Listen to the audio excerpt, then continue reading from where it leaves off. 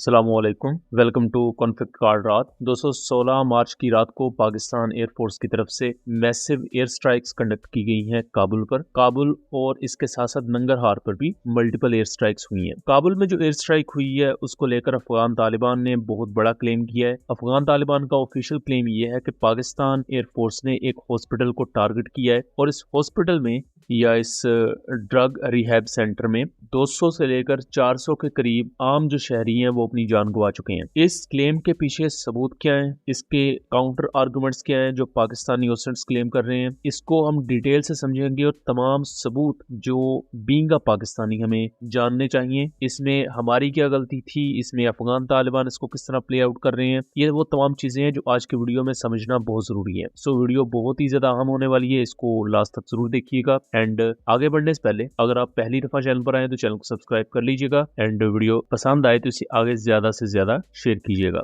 16 मार्च की रात को जो काबुल में एयर स्ट्राइक्स कंडक्ट की गई है पाकिस्तान एयरफोर्स की तरफ से, इसमें हैवी म्यूनिशन यूज किया गया है। सबसे पहले तो काबुल में एमुनिशन डंप को निशाना बनाया गया है जो कि काबुल सिटी में शाह शहीद डिस्ट्रिक्ट में मौजूद था और इसको यहाँ मैप पर आप देख भी सकते हैं। इसके साथ साथ टेक्निकल इंफ्रास्ट्रक्चर साइट्स जो कि काबुल की मिनिस्ट्री ऑफ डिफेंस ऑफिस के अराउंड बनी हुई थी, इनको पाकिस्तान एयरफोर्स की तरफ से डिस्ट्रॉय किया गया है। देन उसके बाद एयर स्ट्राइक्स नंगरहार में भी रिपोर्ट हुई है। नंगरहार में एक ट्रेनिंग सेंटर को डिस्ट्रॉय किया गया है, प्लस एक एमुनिशन डिपो को भी हिट किया गया है। काबुल में अफगान तालिबान के जो स्पोक्स पर्सन है ज़बीहुल्लाह मुजाहिद, उन्होंने ट्वीट करके ये कंफर्म किया कि पाकिस्तानी एयर स्ट्राइक्स रिपोर्ट हुई है इस एरिया में, क्योंकि 16 मार्च को ही पाकिस्तान में दुकी के एरिया में बलूचिस्तान में एक टेररिस्ट अटैक हुआ था, आईईडी ब्लास्ट, जिसमें 5 पाकिस्तानी सोल्जर्स शहीद हो गए थे। अब रिसेंटली हम जानते हैं कि पाकिस्तान की तरफ से ऑफिशियली ये पॉलिसी अनाउंस कर दी गई थी कि अगर पाकिस्तान में कोई भी अफगानिस्तान बैक मिलिटेंट ऑर्गेनाइजेशन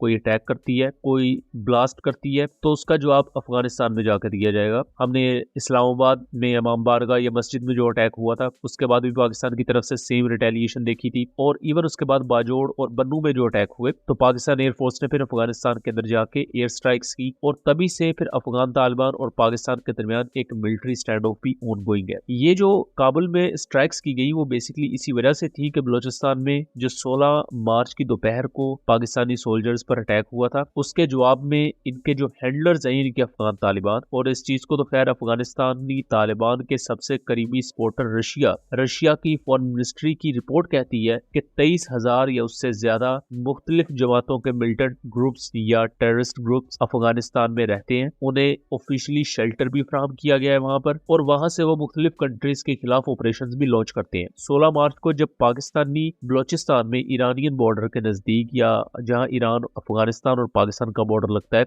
वहां 5 पाकिस्तानी सोल्जर शहीद किए गए। उसी टाइम पीरियड में ताफ्तान के एरिया में 6 ईरानियन पुलिस एहलकारों पर अटैक हुआ और वो 6 एहलकार अपनी जान गंवा बैठे। तो एक ही टाइम पर अफगानिस्तान बैक प्रॉक्सीज ने अटैक किया पाकिस्तान और ईरान में। ईरान में जैश-उल-अदल ऑपरेट करती है जो सेम यूएस मेड इक्विपमेंट को यूज करती है जो अमेरिका अफगानिस्तान में छोड़ के गया था, और ईरान के भी 2023 और 24 में अफगानिस्तान के साथ स्टैंड ऑफ रह चुके हैं, जिसमें एक वजह जाहिर बात ये प्रॉक्सीज वाला मामला भी था, प्लस हेलमंद रिवर को लेकर भी दोनों कंट्रीज का क्लैश है। पाकिस्तान के साथ अफगानिस्तान का क्या मसला है वो सब जानते हैं। अब काबुल में जो एयर स्ट्राइक होती है उसको लेकर ज़बीहुल्लाह मुजाहिद जो स्पोक्स पर्सन है अफगान तालिबान के, उनका ये कहना है कि एक हॉस्पिटल को टारगेट किया गया है पाकिस्तान एयरफोर्स की तरफ से, और इसमें ड्रग एडिक्ट्स का जो रिहैब सेंटर था उसमें मौजूद या उसमें जो एडमिटेड लोग थे वो इनोसेंट लोग अपनी जान गंवा बैठे हैं। अगर आप सबसे पहले तो इस वीडियो को देखें, यहाँ पर आपको एक धमाके में से लगातार आग के शोले उड़ते हुए नजर आ रहे हैं। नॉर्मली जब भी आप कोई मिसाइल या कोई बॉम्ब फायर करते हैं, जब वो एक्सप्लोड करता है तो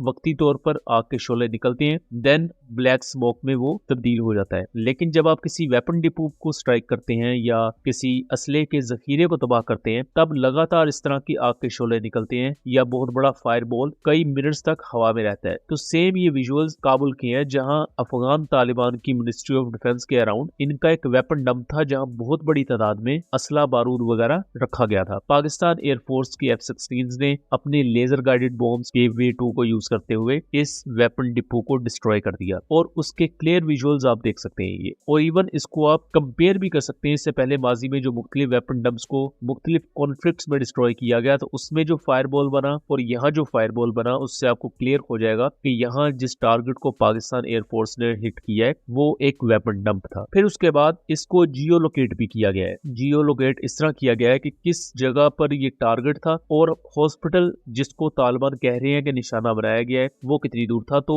यहाँ सबसे पहले मैं आपको टिक मार्क करके दिखा रहा हूँ कि ये पर्टिकुलर टारगेट्स थे जिनको पाकिस्तान एयरफोर्स ने हिट किया। अब इससे नीचे की तरफ आ जाए तो ये वो पर्टिकुलर हॉस्पिटल की बिल्डिंग है जिसको अफगान तालिबान कह रहे हैं कि पाकिस्तान ने टारगेट किया है। ठीक है, अब यहाँ आपको पता लग जाएगा कि टारगेटेड एरिया और हॉस्पिटल में काफी ज्यादा डिफरेंस है, दूरी है। इसके बाद इसी से लिंक्ड एक और सबूत है, वो ये कि अफगान तालिबान ने इस हॉस्पिटल की बिल्डिंग को दिखाया है जिसमें आग लगी हुई है और कई लाशें वगैरह भी यहाँ से निकाली जा रही हैं, काफी ज्यादा तबाही के मनाजर है। लेकिन अगर आप गौर करें तो ये बिल्डिंग किस तरह खड़ी है, जिस बिल्डिंग पर 2000 पाउंड का JDAM बॉम्ब या एक पेवे सीरीज का बॉम्ब गिरा हो तो वो पूरी लेवल हो जाती है बिल्डिंग, लेकिन यहाँ बिल्डिंग बिल्कुल सही सलामत है, उसमें आग लगी हुई है और बिल्डिंग के ऊपर लगा हुआ झंडा भी बिल्कुल सही सलामत है और इसके साथ साथ जो मेन गेट पर बोर्ड लगा हुआ है वो भी सही सलामत है। जिस बिल्डिंग पर बॉम्ब गिरा हो, आपने मिडल ईस्ट में बमबारी होती हुई देखी होगी, जिस बिल्डिंग पर बॉम्ब गिर जाए या बड़ा मिसाइल आकर गिर जाए तो वो पूरी बिल्डिंग तबाह हो जाती है। ये बिल्डिंग बिल्कुल सही सलामत है। ये किस तरह पॉसिबल है? अगर पाकिस्तान एयरफोर्स ने डायरेक्टली इस पर बॉम्ब गिराया होता तो ये बिल्डिंग बची ही ना होती। फिर एक और बड़ा सबूत वो ये है कि जिस वेपन डिपो को पाकिस्तान एयरफोर्स की तरफ से तबाह किया गया उसी की वजह से उसमें जो असला बारूद, रॉकेट्स, खुद कुछ जैकेट्स अफगान तालिबान ने रखी हुई थी और वो जाहिरी बात है कोई 50-60 नहीं होती, सैकड़ों की तादाद में होती हैं। उनकी वजह से सेकेंडरी एक्सप्लोजन्स हुए, क्योंकि एक तो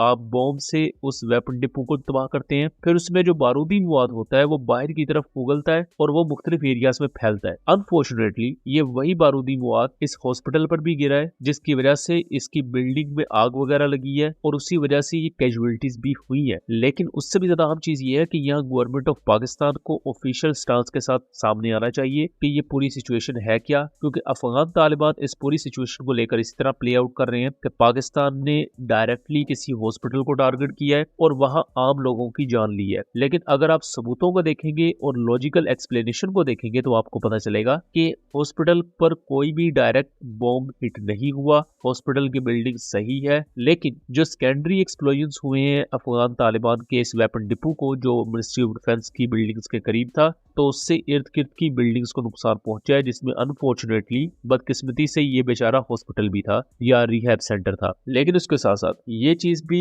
जहन नशीन रखें कि अफगान तालिबान ने पाकिस्तान में किस किस्म के अटैक्स किए थे और पाकिस्तान कितना मजबूर हो के इतना सख्त ऑपरेशन लॉन्च करने पर मजबूर हुआ। सबसे पहले तो अगर आपको याद हो 2026 के स्टार्ट में ही इस्लामाबाद में जो मस्जिद में अटैक हुआ उसमें अफगान शहरी मुलव्वस था, 50 के करीब लोग शहीद हुए थे, 150 के करीब लोग जख्मी हुए थे। फिर बन्नू और बाजोड़ में बड़े अटैक हुए। उससे पहले अगर आप चले जाएं तो दाता दरबार लाहौर में बॉम्बिंग हो चुकी है, 50 से ज्यादा सिविलियन उसमें शहीद हुए थे। 2010 में लाहौर में मस्जिद में अटैक हुआ, 98 लोग शहीद हुए। TTP यही अफगानिस्तान बैक मिलिटेंट्स उसमें शामिल थे। 2008 में मैरिगेट होटल पर अटैक हुआ जिसमें 50 से ज्यादा लोग शहीद हुए। और अभी भी अगर आप देखें तो अफगान तालिबान की तरफ से कंटिन्यूस ड्रोन अटैक्स हो रहे हैं और इन ड्रोन अटैक्स को पाकिस्तान जब शूट डाउन करता है तो इनका मलबा कई सिविलियन एरियाज पर भी गिरा है। तो उससे भी जाहिर बात जानी नुकसान ना हुआ हो, लेकिन आपका जो नॉर्मल सिविलियन प्रॉपर्टी का डैमेज है वो जरूर होता है। तो अफगान तालिबान ने अनफॉर्चुनेटली खुद ही रास्ता चुना है। उन्होंने पहले